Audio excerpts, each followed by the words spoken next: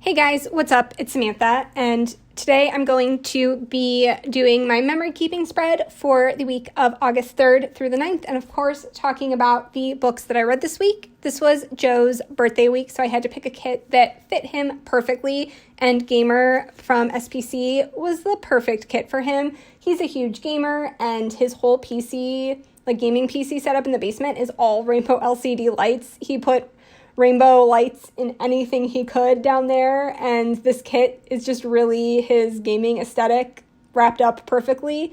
I also pulled in some sparkly hollow foil from SPC, and I really love how this spread turned out. I will say this was kind of a bummer of a week for me. I was not feeling well at all, and I actually ended up spiking a really high fever on Wednesday, so I couldn't go to work for the rest of the week. It was just from lupus, but I just wasn't feeling good, and I was physically tired and emotionally tired and mentally tired, and I was not in the best mood. You'll see as I'm putting stickers down the back half of the week, I was just not feeling my best. Joe also had a video conference from Thursday through Sunday that were pretty full days, and I didn't get to see Joe a lot, and I think I just felt sad and alone because I wasn't feeling well, and with everything going on, I was just exhausted, you know what I mean? But I did end up reading 3 books this week. 2 of them were rereads, and one of them was a book that's been on my TBR for a really long time, and I finally finished it. So I'm going to go ahead and jump into the books that I read this week. The first one was a reread, and it was Wicked Fox by Kat Cho. This is a really fun, melodramatic, angsty YA urban fantasy set in South Korea. We follow 2 main characters, so it's a dual perspective. We follow Myung, who is Gumeo, or a Korean fox spirit, and Jihoon, who is your average teenage boy. I really like what this book does, where it kind of subverts the trope of the monster and the innocent damsel kind of character, where here the monster is the girl and the very average character is the boy. I really like that it subverts that trope, and it's really, really fun.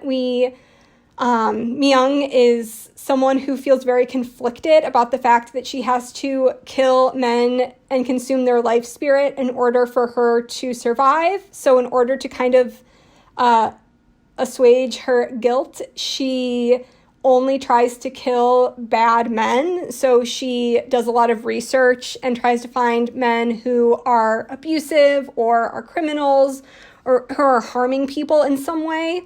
And then she kind of uses the necessary feeding she has to do to survive in a sort of vigilante justice way. And her being this very conflicted monster is something I appreciate. It's very angsty, and this book is just a lot of fun. It really explores Korean mythology in a fantasy way that I haven't read before. I actually haven't read very many books that prominently feature Korean mythology, and this is just so much fun. I would recommend to people who like very over-the-top angsty entertainment, so stuff like K-dramas or anime.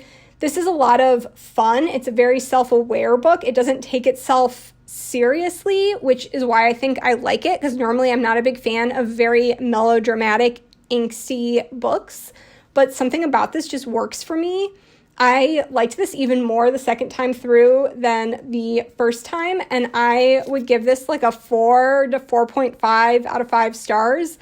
I just can see myself returning to this series over and over again. It's just, there's romance and tense, angsty relationships with parents and dark secrets and family secrets, and Myung's trying to hide that she's a fox spirit from everyone, and it's just a fun time. So I'd recommend to anyone who is a fan of that kind of storytelling. The next book I read was Priory of the Orange Tree by Samantha Shannon, and I actually don't have a lot to say about this book. I don't remember a whole lot about the plot. I remember kind of the broad strokes of The setup being that there is kind of a culture in the East and a culture in the West, and they're separated by a really wide ocean, and one culture reveres dragons and the other considers them to be demons, and there's a lot of misunderstanding between these two cultures. There's a plague that is impacting, I believe, the West, and the East has closed its borders, and so there isn't really communication between these two groups of people, and there's a lot of political stuff at play, and I found pretty much all of the the political intrigue plot elements of this to be incredibly boring. I think this book was too long. It was over 800 pages, and I think this book could have achieved what it set out to accomplish in 500 pages. There's a lot of filler and a lot of different points of view that I don't necessarily think added anything to the story. I think the most successful parts of this were the way that it kind of analyzed origins of mythology and religion between these two different cultures and how the actual story evolved into these different religious beliefs. And I liked what she did with unraveling the truth behind these stories and how each different group has their different beliefs. This is what really happened, and this is what really happened, and I think this is what really happened. I think that is by far the strongest part of this story. But all in all, I don't necessarily think that it was worth it. I don't know that I would recommend this to very many people. I know some people just absolutely adored this story, but I found it to be overly long and pretty boring. So I don't think this is a book I'm necessarily going to reread, or if I did, it's going to be a long time from now. I'm also wondering if I disliked it or was having trouble focusing on it during this week because I was not in a great mood and I wasn't feeling very well. And that's something I've noticed, that there's books that I haven't liked, but it's been because I was in a horrible mood when I read it, and then I've gone back and tried it again and enjoyed it a lot more. So I don't know, but when I was reading it, I just felt like it was the book that was never going to end.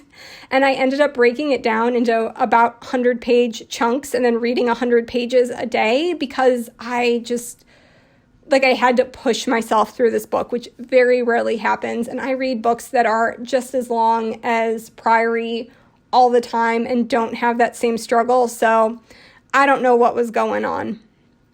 And then the last book I read was also a reread, and it was There Will Come a Darkness by Katy Rose Poole.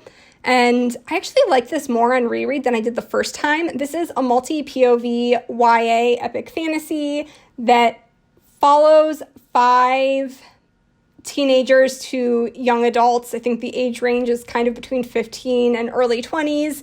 And in this world, there used to be these ruling religious figures called the prophets, and 100 years ago, the prophets disappeared after making one final, very ominous prophecy that there would be a group of people who would arise and they would either save the world or condemn it, doom it, I don't know, send the world to its doom. And so we follow these 5 people who are kind of all in different ways related to the prophecy and wondering how, whether these people are going to bring about the age of darkness or they're going to save the world. And I'll say that this definitely has a lot of YA tropes in it, and it doesn't necessarily do anything brand new or original, but I think it's a very solid YA fantasy. If you're someone who likes multi-POV YA fantasy, if you liked Six of Crows, if you like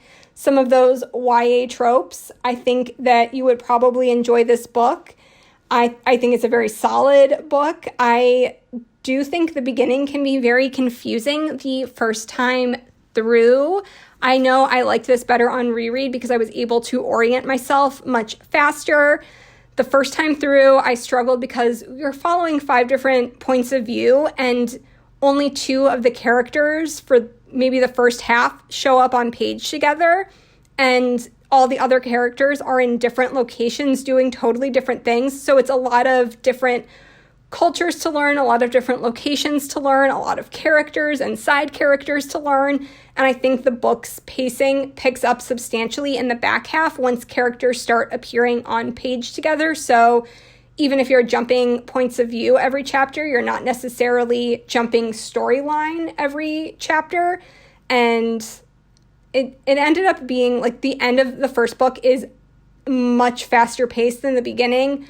But like I said, rereading it, I didn't have the same issues where I was confused because I did remember the broad strokes of who these characters were and what was going on culturally for each of them and where they were and how that kind of all interplayed. So the first time I read this, I gave it a 3.5 star, but on reread, I actually gave it a 4 out of 5 star. I am surprised I don't hear more about this series, especially because the trilogy sold to Macmillan for $1 million. So you'd think that they'd be marketing the heck out of this. They paid the author $1 million for these 3 books, and I feel like I didn't even hear anything. The sequel came out this fall, which is why I reread the first book, because I had an arc of the sequel, and I feel like nobody was talking about this. I didn't see it on Bookstagram. I didn't see people talking about it on BookTube. I feel like I heard a lot of people talking about the arc of the first one, and people were really hyped to get it at Book Expo last year. I remember that being a big thing, and the cover reveal being a big thing, and then no one talked about it anymore. So I just don't know. Because I don't think it's a bad book. I definitely think it's not necessarily doing anything new and inventive, but it's solid YA fantasy if you are someone who likes that multi-POV kind of YA fantasy, like Six of Crows. If you liked Six of Crows, I would definitely give this a shot. Doesn't necessarily have a heist element, but I think you'll fall in love with the characters in the same way. Definitely the strength of this book is the characters over the plot. But yeah, that was everything that I read this week. And something I've learned, I think, especially in the upcoming weeks that I'm going to discuss in my next few videos, is that maybe I need to wait to start series until the 3rd book is about to come out, because I did so much rereading this fall, which I think might have also been contributing to my reading slump, because I felt like, oh, here's these 10 books I want to read, but I have to reread the first book in all these series before I can even get to the book that I want to read in the first place. So I think I need to be better about waiting, especially with duologies, maybe waiting until the 2nd book is coming out, or I can get an arc of the 2nd book and then reading them back to back, because I did way too much rereading this year, and I definitely think that slowed down my reading pace, if that makes sense at all. But, you learn, you live and you learn, and that is definitely something I've learned about myself as a reader. I'm not very good at remembering specific details over time. I tend to remember more how a book made me feel, or different tropes that were in it, or like read-alikes. That's the kind of stuff I tend to retain, and not so much play-by-play plot stuff. So I'm definitely someone that has to reread. I don't understand how someone can not have read can wait a year between books and not reread, and they can jump right into the next. I'm like, I don't remember anything that happened. So maybe that's just me, but definitely I have to reread. So maybe I need to be better about waiting until the whole series is out.